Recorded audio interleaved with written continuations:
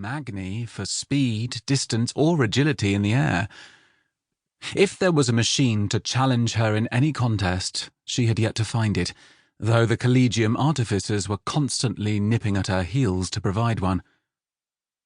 The thought still caught in her like a hook, recalling her poor, faithful Valenti's brutal fate. It had been during the retaking of Solarno, her band of mercenaries and air pirates against the Empire's new-fledged air force. She had duelled their best pilot.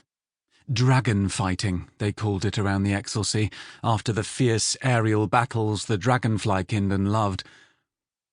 He had been very good, and although she would not acknowledge him as her better, he had met her time and again, even though his black and yellow striped spear flight had not been equal to her Valenti.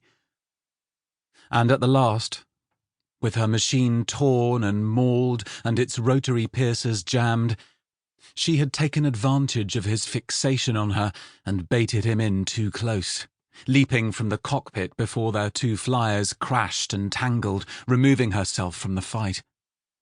She had watched, her own wings a blur, as the conjoined machines tumbled and fell, and felt as though she had killed her best friend. The Esca Magni was some consolation after that.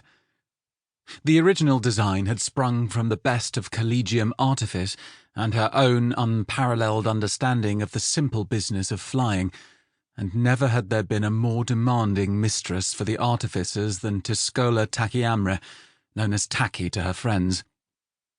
Even a month ago, she had still been making minute changes to perfect the new flyer's handling. The Esca Magni, as originally built, had surpassed the Valenti by a small but measurable degree, and there had been a great deal of measuring, for the Collegium beetles were fond of that.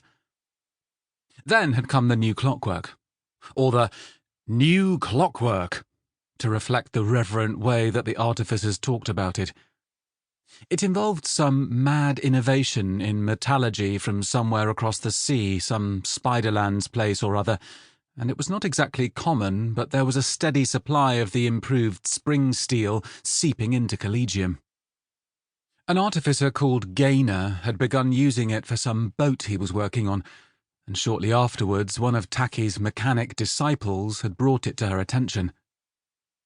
The level of precision required to take full advantage of the new clockwork was formidable, but at around the same time, and apparently from the same source, Collegium began to see machine parts crafted to a frightening exactness, perfect in every tooth, no matter how small. The resulting engines were lighter, smaller, and considerably more powerful than anything anyone had seen before, and Tacky had kicked an awful lot of shins in the college and got up the noses of a great many ground-bound beetlekinden before she secured a supply for the flying machines.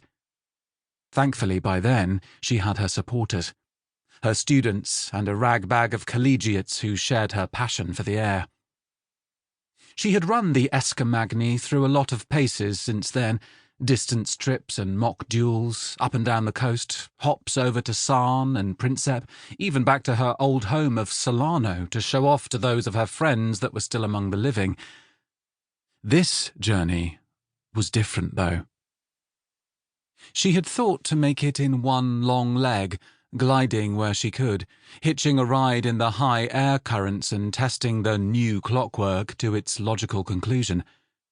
She had made good progress at first, but eventually minute changes in the engine's ticking and a sluggishness in the controls had convinced her that reality was going to fall considerably short of her ambitions, and that was without any hard weather or, most demanding of all, actual air combat.